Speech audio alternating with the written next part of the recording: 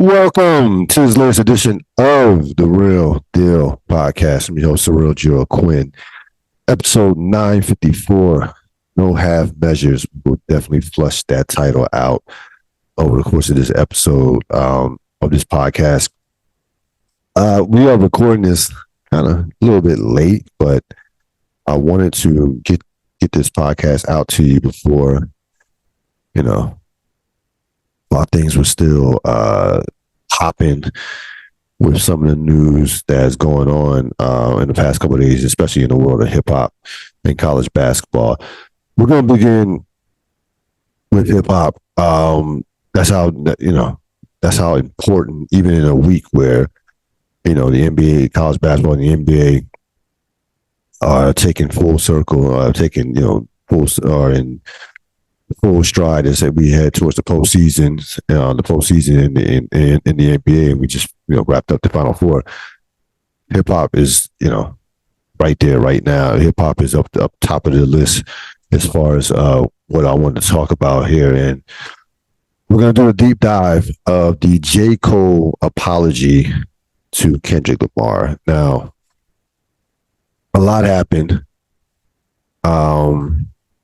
over the past couple of weeks. So you have Kendrick, we talked about this on the podcast a couple of weeks back. You have Kendrick come at J. Cole and also Drake, mostly at Drake. You have J. Cole then last Friday come out with a 7-minute drill where he comes at Kendrick and basically said a bunch of stuff that just wasn't true in regards to Kendrick's work and him falling off like The Simpsons, and he's in his prime, Kendrick is not in his prime, and stuff that said things about Kendrick that have been said before. People that come at Kendrick, you can't lyrically come at him, so you'll just talk about the fact that he doesn't release an album every 6 months or things of that nature, like. Because you can't say anything about him lyrically as an artist, so you have to almost make up stuff in a way, and that's what J. Cole did. To me, it was a rushed work. It wasn't quality, and it came off. I thought it was it was average at best, if not even less than that. Now, again, the Cole fans will tell you, all this stuff is true, and it's not. To Pimp a Butterfly was literally one of the best albums, along with My Dark Twisted Fantasy, of the decade of the 2010s. It just was. That's what it was. But we're not, we're not going to relitigate Kendrick's career. We know what Kendrick was and is as an artist, as an artist and rapper. This is about, so Cole comes out after that and then publicly apologizes at his own event, Dreamville, over this past weekend in North Carolina. I'm not going to go through every single thing he said. I'm just going to give you the basic quotes. The past 2 days felt terrible. It let me know how good I've been sleeping for the past 10 years. Comes out along with that. He says, basically, who don't know that we all know that Kendrick is one of the greatest. I'm paraphrasing, something that was bothering me in my spirit about this. And it was rough to listen to. I'll be honest with you. When I first heard this, like a lot of people who have been lifelong fans of hip hop, was kind of pissed off about it, in a sense of, this is not how it's supposed to go when it comes to battling, especially when you've called yourself Muhammad Ali, especially when you've acknowledged yourself, put yourself in this class of the big three, along with Drake and Kendrick Lamar. But as I thought about it more, this actually was a good thing for hip hop, and it actually provided clarity. Like I said this last week, a couple weeks ago, there's never been a big three. Let's get that clear. Never been a big three. And to add further clarification to that and to J. Cole, J. Cole is just not, it's not a GOAT. Sorry, he's not. You can't be considered one of the GOATs if you don't believe that you're one of the GOATs. And you say, well, how can you say that he doesn't believe he's one of the GOATs? If you're in the fight, then fight. If you're in the fight, then fight. Like this is the worst thing he probably could have done was probably would have said, yo, Kendrick, you got it. I'm not even trying to battle you. You got it. You the man. This probably was the second worst thing, to come out with a track and then to, no pun intended, to retract that and walk it back. I've never seen, like I said, this, you can't compare this to Super Ugly. And we're thinking about, last time a rapper apologized over the course of a battle rap. You gotta go back to Jay-Z, Nas.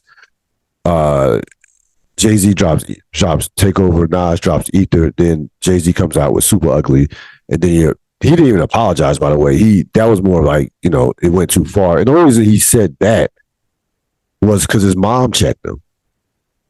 And the track was it was horrible. It was a horrible track at that. It was a horrible track, and his mom checked him.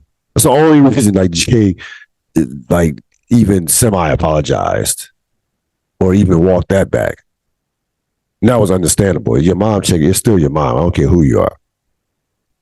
But when you're in the fight, then you're either in or you're out. And you can't consider yourself one of the GOATs. Like I said, Kendrick, if J. Cole, pure and simple, just didn't want to smoke with Kendrick Lamar. He didn't want it. He just did not want it. And again, I think it's one of the situations where you don't believe that you are on that level if you are not willing to go tit for tat, toe to toe, and actually battle this thing out. You just don't believe it.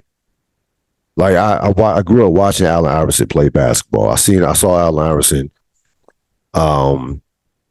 in high school, okay, as like a 15, 16-year-old, basically single-handedly beat in an AAU tournament, beat Jerry Stackhouse and Jeff McGinnis. At the time, Jerry Stackhouse was a top 5 player in high school basketball. Jeff McGinnis was a McDonald's All-American. They both would end up being McDonald's All-Americans.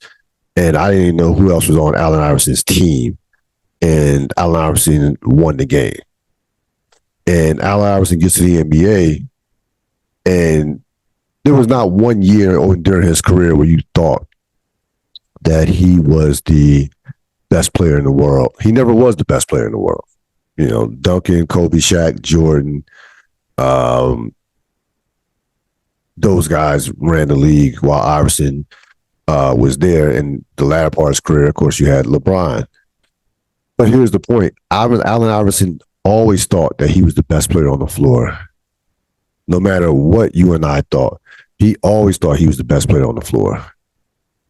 I've seen Allen Iverson say, the 6 years I've been in the league 6 years, I've been the MVP all 6 years in my eyes. Was it true? He was the MVP, in 2001. He came in 96, so he was the MVP one of those years. But he believed that, and you believe that he believed that based on how he played, how he competed. That was the thing I respected the most about Iverson. It wasn't just his athleticism, his toughness. There was a lot to like about Iverson as far as how he played and how he competed. But the thing I respected the most was the confidence he had in himself, despite being undersized. Okay. That was the thing. It goes beyond the heart, to be honest with you. There was a self-belief that forced you to believe in the type of player that he was.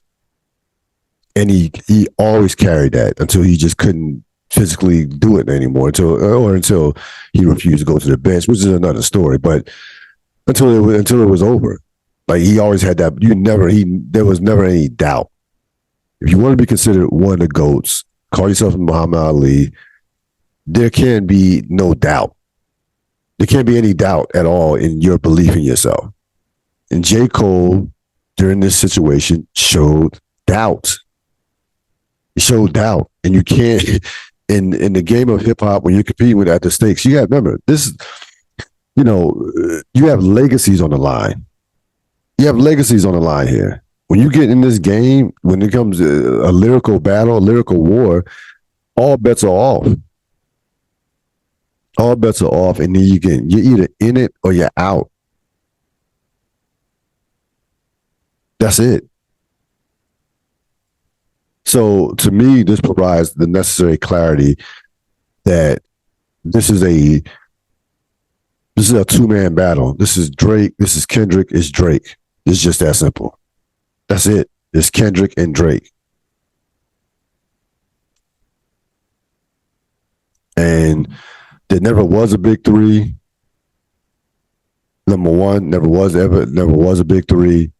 And also, I can't consider I can't no longer consider J. Cole one. You can't call him a GOAT. I mean, number one, he's never released a classic album. That's number one. And I'll get to that part.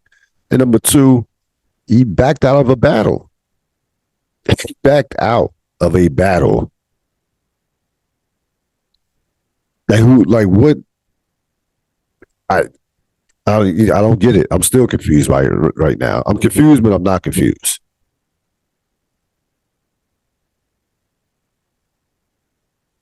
So I think that again, you're a J. Cole fan. You might not like this, but it is what it is. Like he backed out. He didn't want the smoke.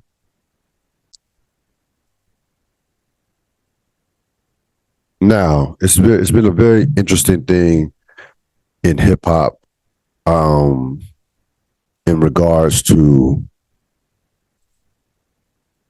how we view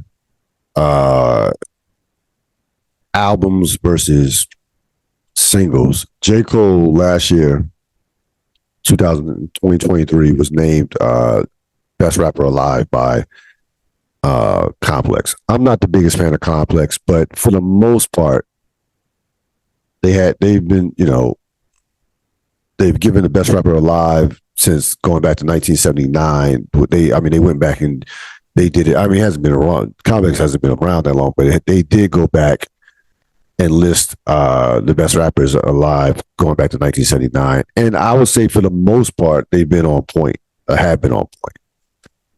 But they gave it to J. Cole last year because without dropping an album, he wins Best Rapper Alive without dropping the album because he was featured on 13 different songs, and the claim was that he, destroyed those songs, or a lot of people think, he out rapped or outperformed, Lil Durk or Drake on various tracks and what have you. And there was somewhere in hip hop, there's been a shift of putting more importance on features and individual tracks than actually coming out with complete albums. That was one of J. Cole's criticisms of Kendrick. Like, you did 4 albums in 12 years. Yeah, but none of those albums have missed. Kendrick has not struck out once. All his albums haven't been home runs, but he got about 4 home runs, 2 doubles, and a triple. I'll tell you that. He's batting 1,000. And, a lot of these artists, again, Drake has been the master of this. Has been the master of the individual hit. He's been the master of that. And somewhere along the line became more important to produce great features, to be on a feature or produce a great individual song versus producing a top tier album.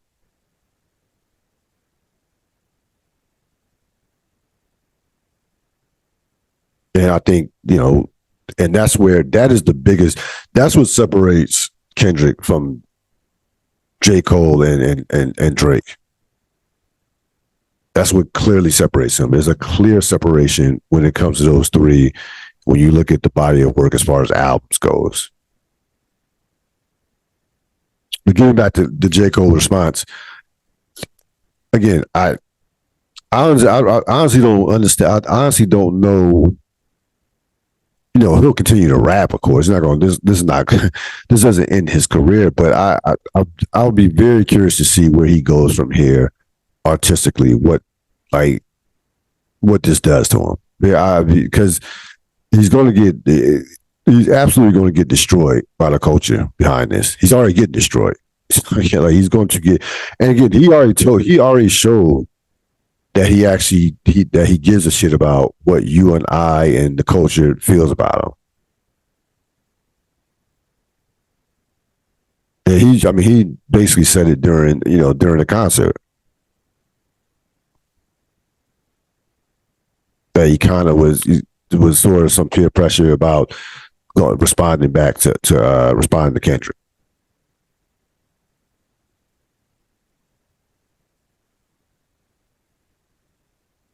But this is hip hop, man. This is hip hop at its purest when it comes to these battles. And again, you like you're in the fight or you're not. Um, Slim Charles on season 3 of The Wire, the middle not the middle ground episode, the season finale. The episode, I forgot the name of the episode, but it was the season finale where Avon gets arrested. Beginning of the episode, this is coming off the Stringer being killed. Basically Avon says, Stringer died because, some stuff that was basically out of his control. And Slim Charles and Avon was seemingly wanted to back out the war with Marlo, and Slim Charles is basically like, if we in war, if it is a lie, then we fight on that lie. But we gotta fight. Like once you're at war, you in it. That's it. Like there's no walking it back. And this is hip hop war when it comes to these battles. You have legacies that are on the line. And you absolutely can't call yourself one of the best, a GOAT, or one of the best, or Muhammad Ali, if you're not willing to, or if you're not willing to throw down when somebody knocks on your door. Kendrick knocked on J. Cole and Drake's door.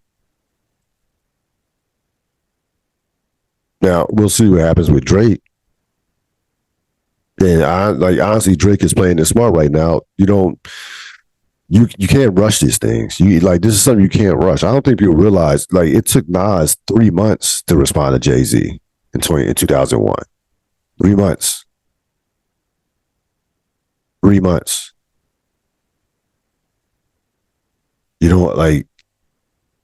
When you're playing at this, when you're at this level, you can't rush a track.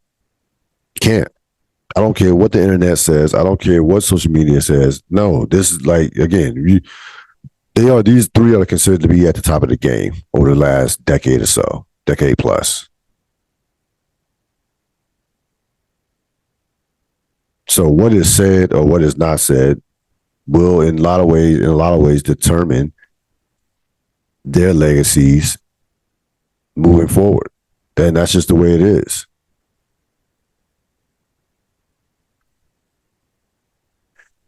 But again, I actually think that this is actually a good thing for hip hop. That it just moves it. We don't ever have to hear none of that big three shit anymore. Like that's dead. That is absolute. That's gone. Don't have to hear about that no more. I refuse to even entertain it. I don't even entertain that conversations, and I refuse to even entertain that conversation. You talking to me about any big three? We talking about big three in basketball? Are we talking about big three in sports? Because we're not talking about big three in hip hop. There is no big three in hip hop. There's not. There's not.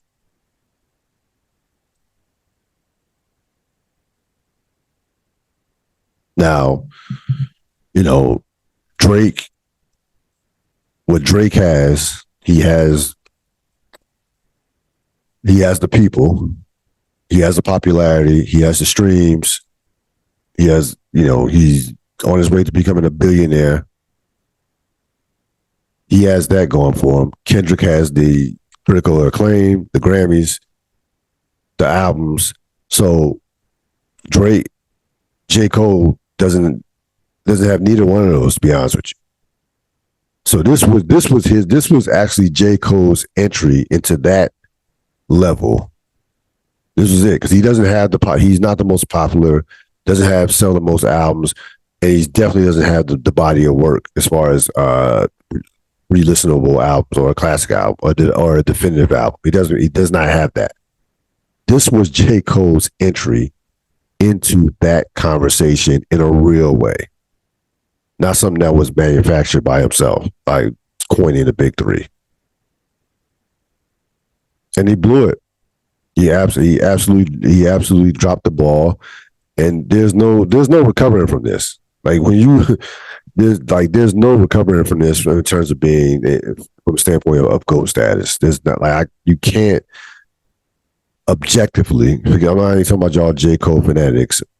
You can't objectively call J. Cole a GOAT or one of the best or one of the all-time greats after this. You just can't.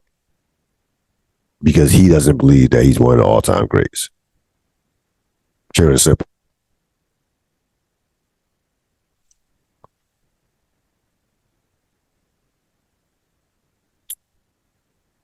Couple new dynasties in the world of college basketball. Basketball, of course, last night or now Monday night, last night because we were late on Tuesday.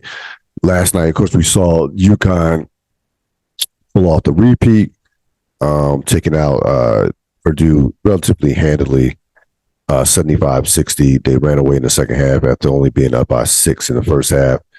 UConn, first repeat champion since Florida, 06-07.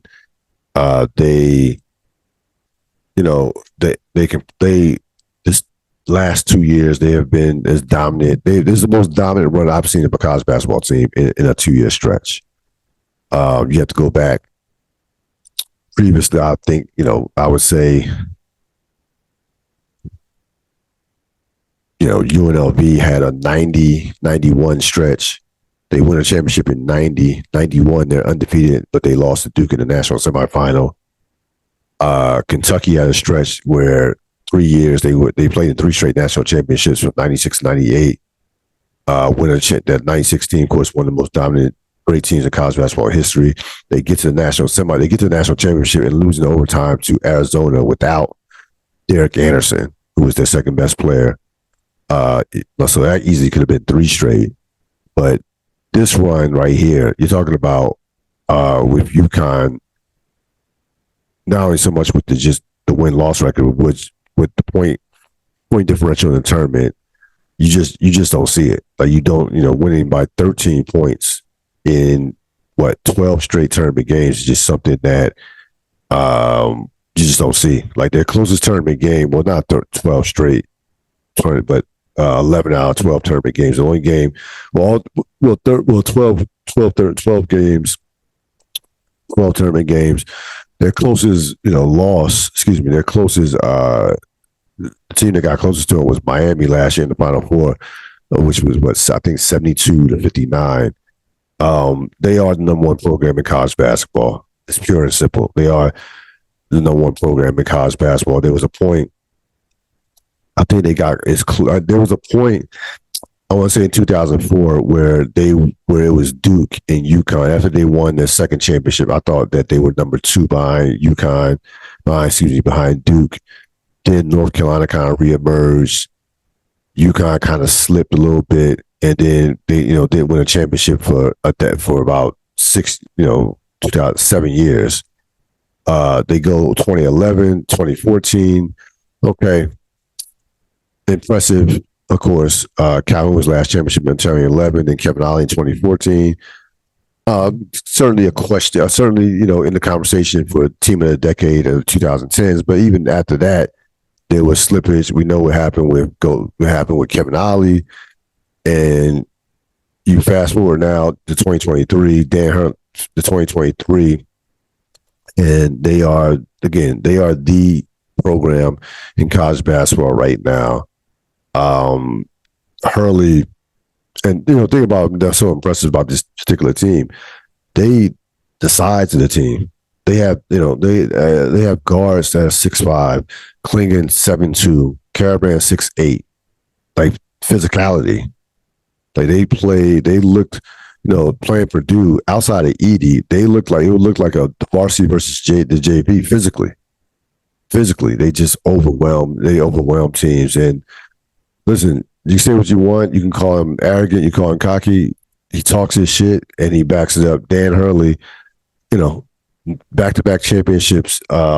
He told everybody in 2020, you better get this now. He's I distinctly remember that press conference for whatever reason. I remember that in real time. You better get this now. We're coming.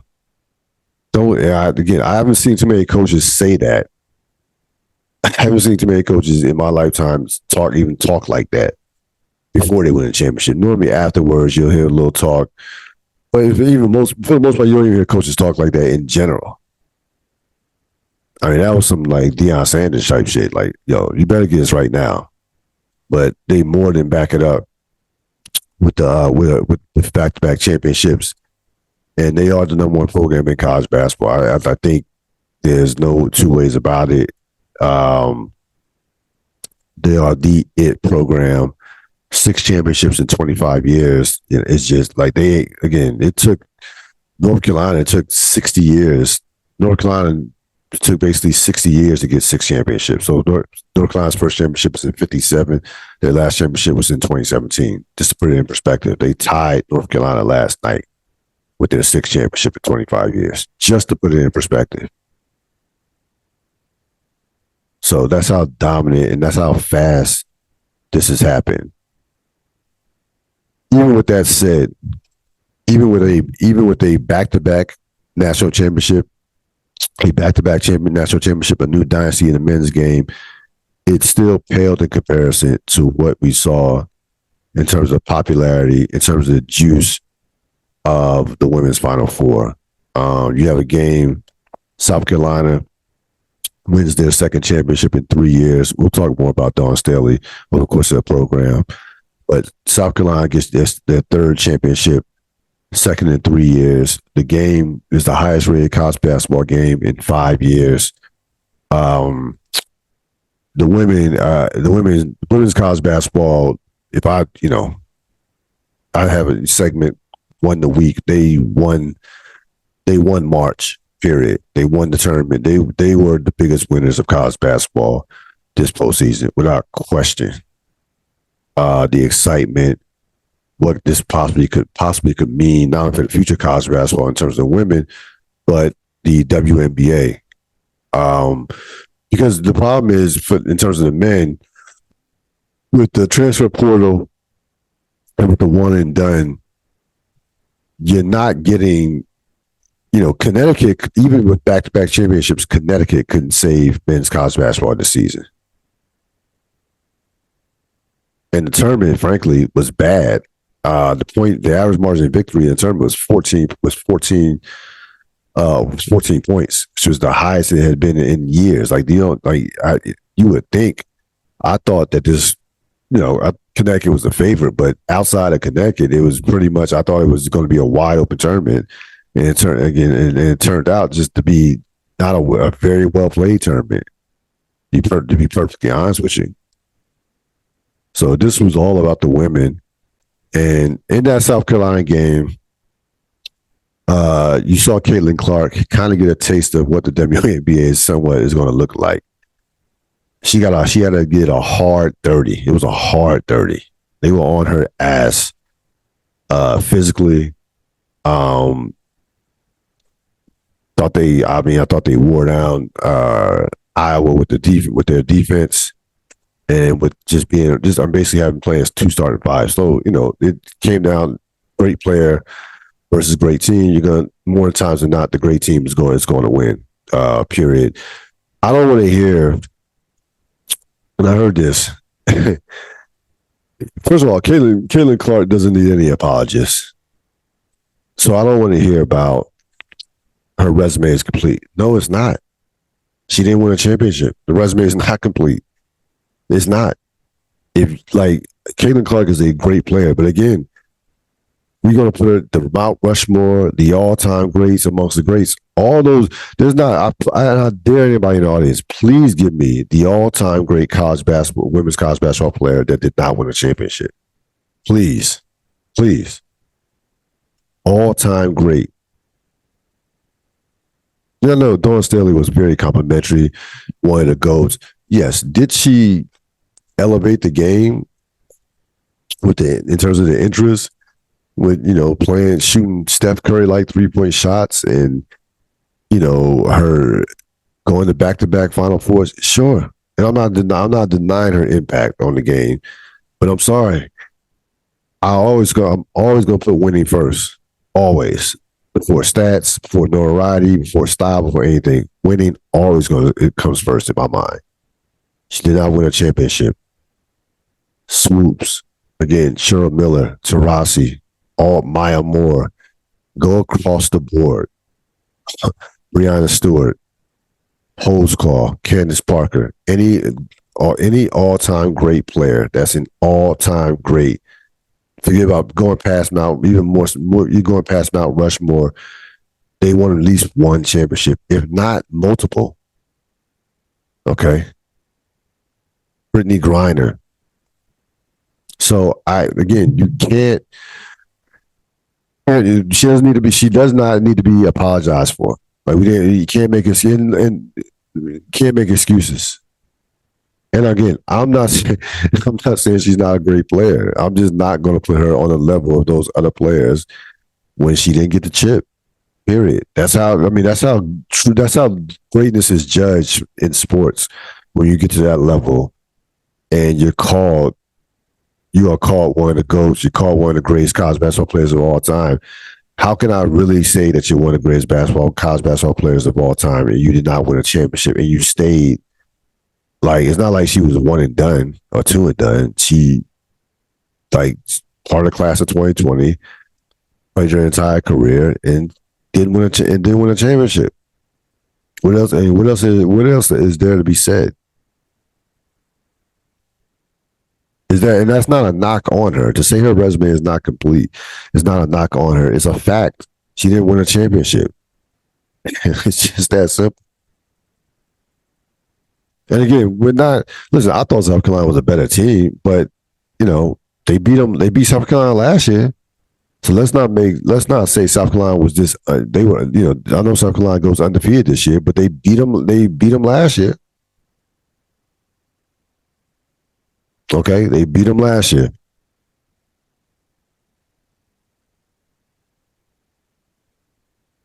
Again, not a knock against Caitlin Clark at all. I think she's going to be.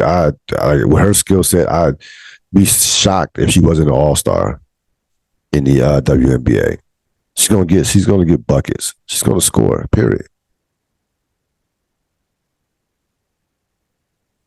So, I think we got to hold off on putting her at this level to where, like, she's not Wembanyama. Like, I feel like she's not that. Like, I feel. And again, I'm not trying to turn this to a man woman thing, not by any stretch of imagination. But I'm just talking in terms of how I feel about her moving forward with the potential of what she's going to do to the league. I don't think that she is going to have that same type of impact as well as a Wembanyama, as far as, hey, this is a player that I've never seen before. And I know that dude is going to be a championship player. I can't say that Caitlin Clark is going to be a championship player. Like, I can't just you know what, without question, she will win the WNBA championship. I don't know. I don't know. Again, look at the history of women's college basketball. I dare anybody to give me the all-time great college basketball player, women's college basketball player that did not win a championship.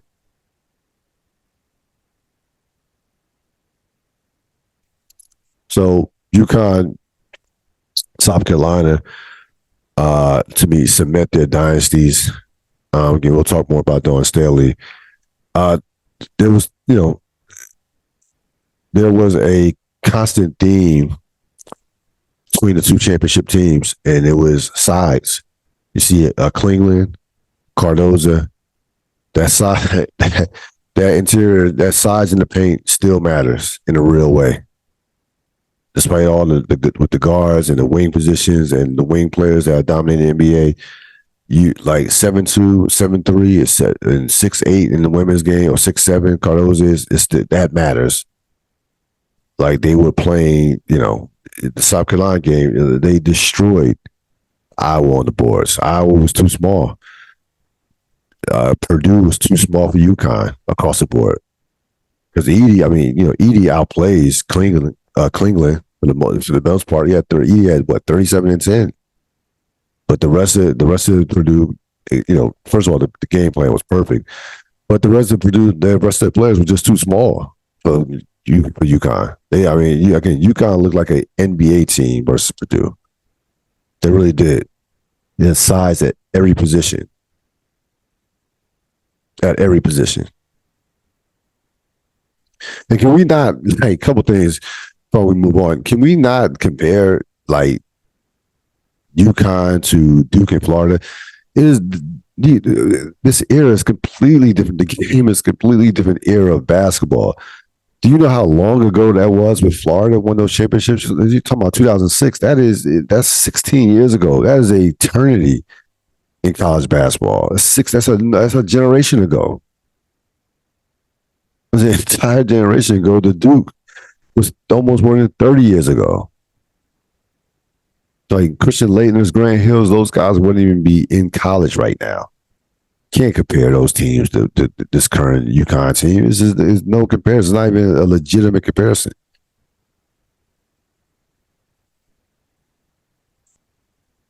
I would say Duke was more. UConn's runs were more impressive in terms of domination. We can't compare. We can't argue that. But to be completely fair about it, the different eras can't even comparing 06 to 2022, 2024 to 07. That's a 17-year difference.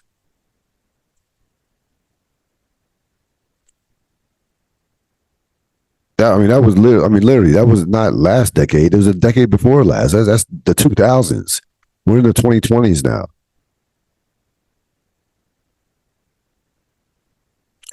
As regards to Zach Edey, a lot of discourse on him about what type of pro prospect that he has a chance to be. Couple of things. Number one, I was very impressed by him. More impressed than I was. He's come a long way. Even like watching him from last year. Remember, Purdue got eliminated in the first round of the tournament last year.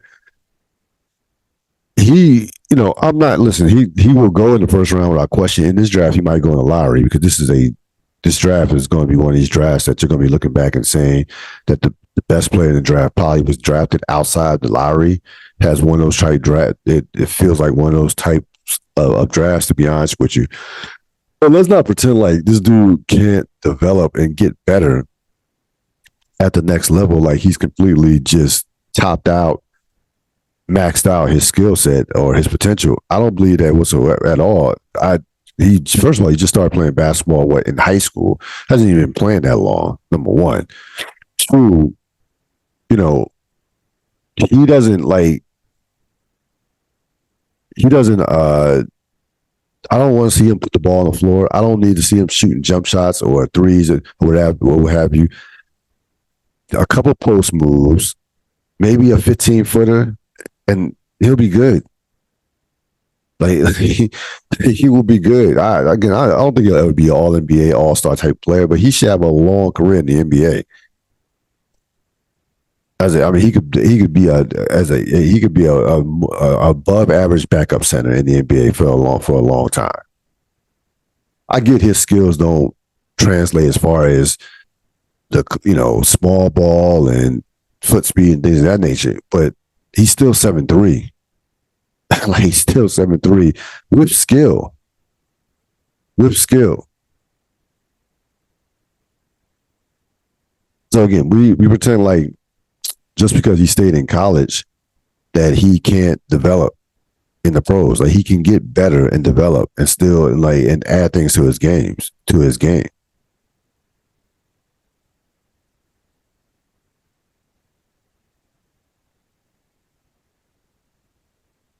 going around the NBA.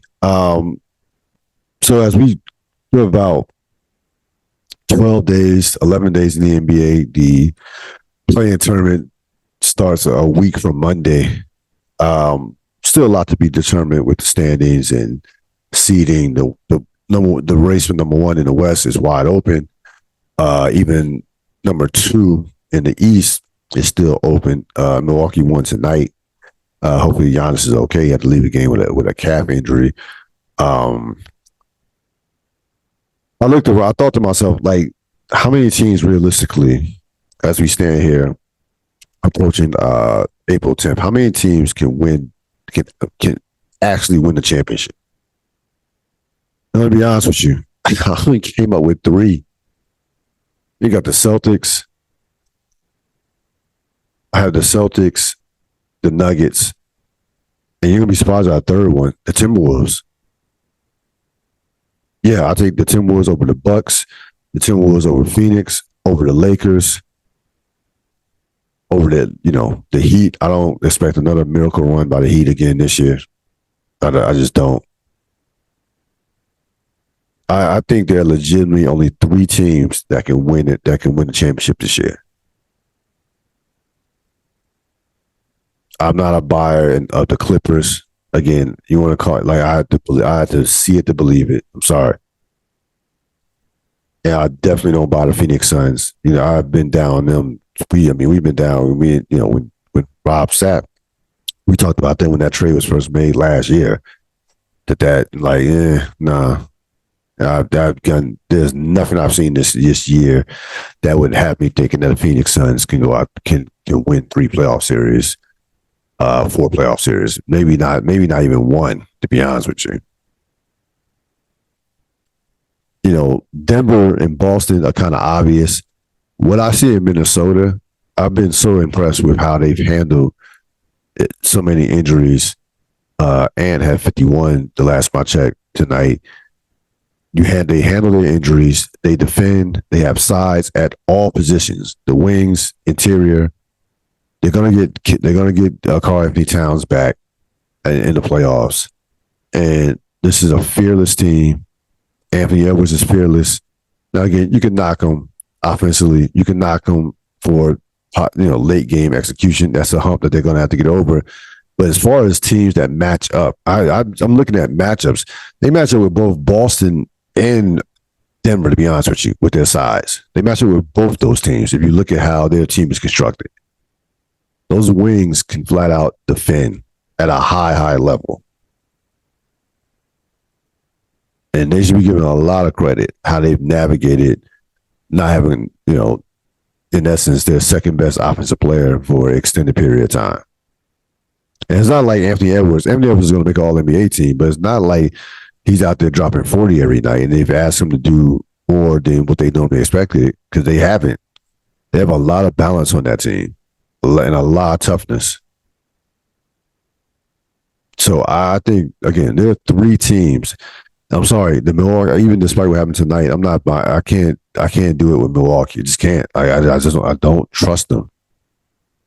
And I basically give them a better chance of beating the Celtics than I do of getting to the Celtics. I don't think they're going to get to the Celtics. I actually would give them a chance against the Celtics. As crazy as it might sound, because I'm not a believer in Missoula. To be perfectly honest with you, and we know how the Celtics, with some of the late game shot selection and close games, and how they can be suspect in close games. I just don't trust that Milwaukee to even get to the Eastern Conference Finals. And every loss they have or every bad loss they have, Doc has another excuse. And I don't understand. This is what I don't understand if Doc gets this of how that kind of mindset and those words, get filtered within the culture of a team in a locker room. That really has an effect on your team when your coach doesn't really take accountability and kind of passes the buck, which Doc did in Philadelphia. Doc has done everywhere he went, everywhere he's gone, more so in Philadelphia and now in Milwaukee. It's never Doc's fault. It's never Doc's fault. Never. like, so I don't trust Milwaukee. I think I said right now there are three teams that can win it. Three teams. That's it.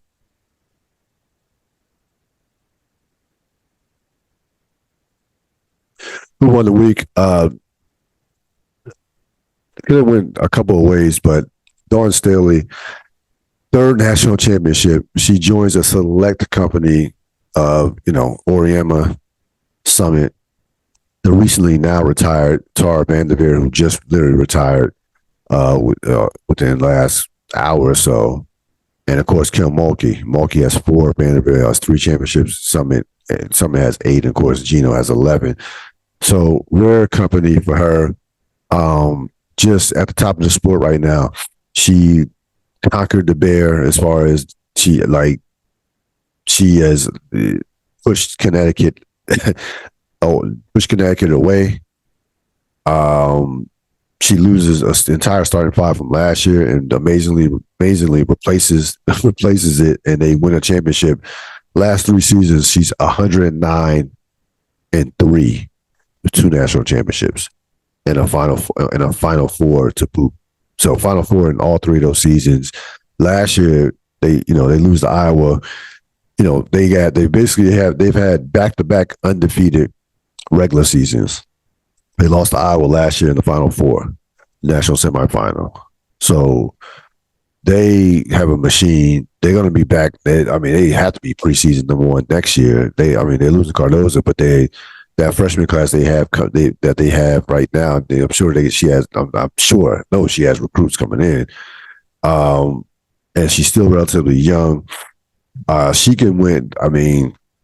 She can basically win as many titles as she wants to. The question will be, will she choose to go to the WNBA or we saw, Charlotte is interviewing a lady coach.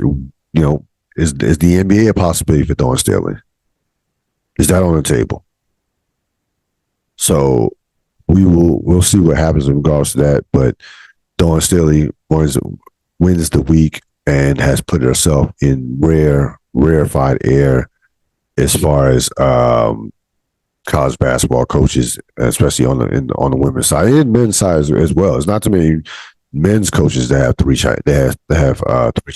That is the ultimate separator. That third, when you get that third one, you're talking, John Wooden, Krzyzewski, Roy Williams, Jim Calhoun, Bob Knight, Adolph Rupp. That there's not that many coaches that have more than two.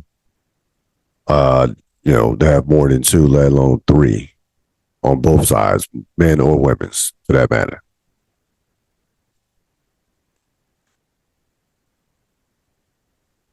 Couple of real thoughts before I let you go. John Calipari, is out as a Kentucky coach. He resigned. He will be the next coach of the Arkansas Razorbacks. I want to be frank with you. I want to be completely honest with y'all Kentucky fans. Y'all can't have it both ways. Like, you wanted him out. You complained about him. You bitched and moaned about him. Cool. I've never been the biggest Calipari fan, especially as a Kentucky coach. I think he has wasted a number of talent and has had far too much talent to only have one championship. But we gotta be honest. I gotta be honest with you. You can't sit up here and shit on him as he is underachieving and then complain even when he leaves, calling him stuff, calling him a snake.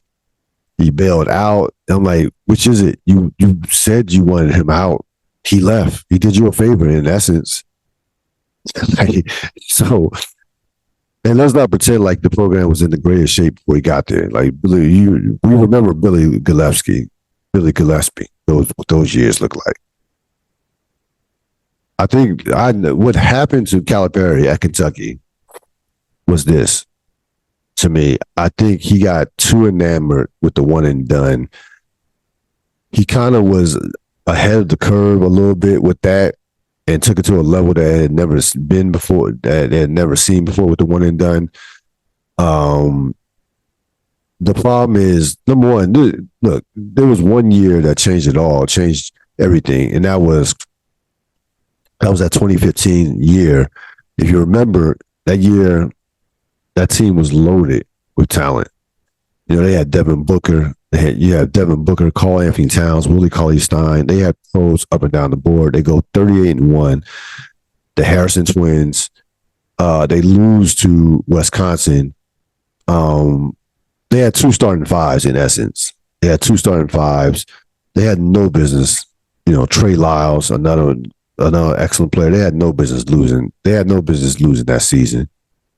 And they never recovered from that to me. They never went to another Final Four. They never really were championship contenders after that. They got to, so what happened was he started losing. Even though he was getting McDonald's and All-Americans well after that, if you look at the quality of the talent that he got in the beginning, it does not compare at the end. It doesn't compare to the talent that he got that was coming in there now in the last couple of years. So he comes along in 2009, 2010 season. That's his first season. He gets John Wall, DeMarcus Cousins, Brendan Knight, okay, Anthony Davis, Michael Kidd-Gilchrist, again, the Harrison twins, Julius Randle, Devin Booker, Karl Anthony Towns, Bam Adebayo, De'Aaron Fox, Malik Monk. Okay, that's up into 2016. After that, yeah, you're still getting All-Americans, but Kevin Knox, Jared Vanderbilt, PJ Washington, Keldon Johnson, Emmanuel Quickley, Tyrese Maxey, Terrence Clark, Collins, now the group he has now that came into it or last year, nowhere near the amount of talent that or at the level of the talent that he was early in his career. Once that talent slipped, that was it. Because he wasn't building a core group that can go out there and win at a high and win national championships. Like those guys, even having the most talent, even with the McDonald's All-Americans, even when he had the great premium talent, those teams struggled in big games with the pressure on. Period. Like I just gave you, 2015, even with overwhelming talent, they had overwhelming talent that year. So when that talent slipped, that basically that was it. Because Calipari is not a X's and O's guy. He's not. Like he's more like along the lines of somebody who's going to get the best pieces and roll them out there and let the chips fall where they may be. Period. But again, you Kentucky fans can't have it both ways. You wanted him out, he's out. That's it. He's out. And Kentucky is still a top 2 job. I know the fan base can be crazy. The expectations are, out of this world, but this is still Kentucky. It's still a legit top 2 job in America.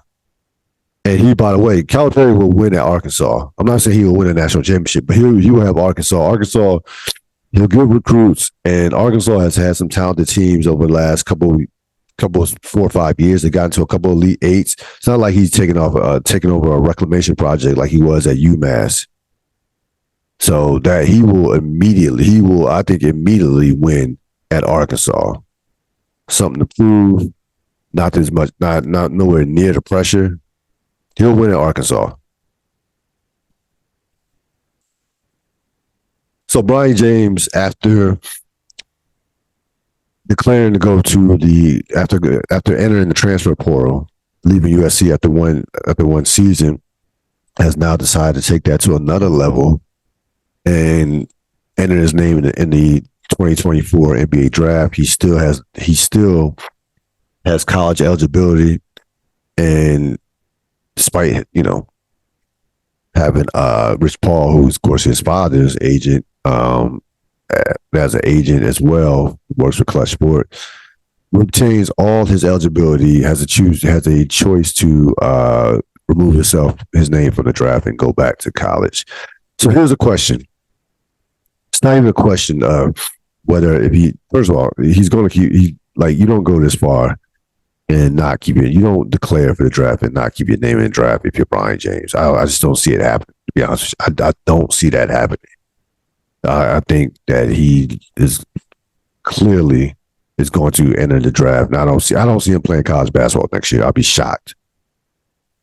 But so it's not a question of whether or not he's going to get drafted. He's going to get drafted. He's going to get drafted. There's going to be a team that feels like they can lure LeBron James if they draft Brian James, or hell, it might be the Los Angeles Lakers who draft Brian James with a second round pick. There'll be teams that will take a flyer on him as a late first round pick, believe it or not. I promise you. All it takes is one dummy. That's all it takes is one. The question to me is, you're LeBron James, right? And I think this tells me that next year is going to be LeBron James' last year, to be perfectly honest with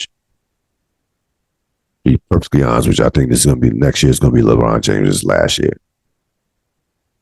But if you're LeBron James, I mean, what's more important, Bronny James's development or the fact that, or the idea of you playing with Bronny James, with LeBron James Jr.?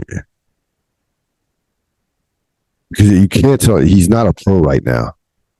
As we stand here on April 10th, 2024, Bronny James is not a pro basketball player. He's not a pro. If he wasn't LeBron James' son, we wouldn't even be having a conversation for a guy who averaged 5.8 points a game and on a bad USC team.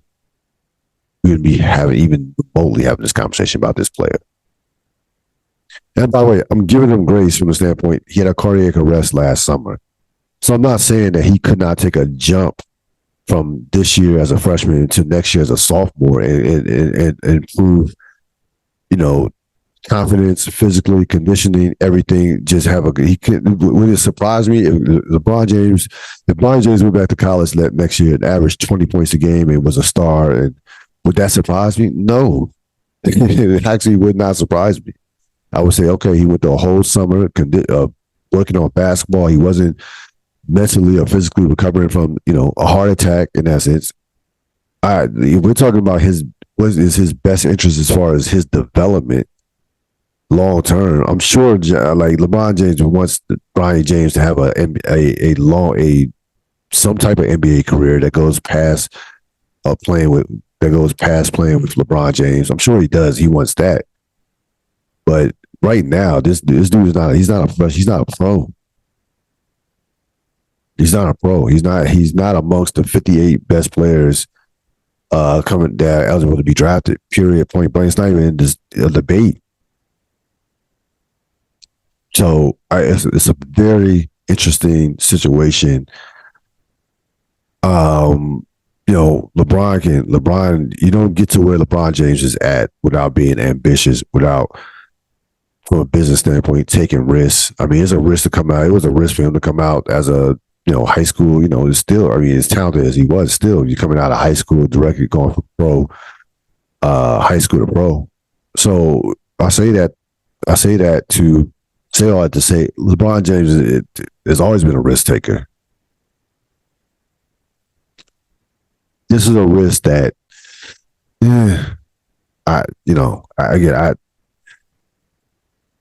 you get a sense again. You get the sense that LeBron James wants this for himself. That he's kind of putting himself here first with this particular situation. You kind of get that sense. Fair. You want to say fair or unfair, but that young man is not a professional basketball player right now. He's not. He's not. So we'll see what happens. If I had to guess, Lakers would, Lakers had the 55th pick in the second round. Like, they're gonna roll out the full court press for LeBron James Jr. If you're Genie Bus, they're gonna give him one last mega extension. They're gonna go all out. They're gonna do everything in their power to appease LeBron James. And what more appeasing can you do? It couldn't be any more appeasing than drafting his son. That's going to wrap it up for this latest edition of the Real Deal Podcast. I will see you next time. Enjoy the rest of your week.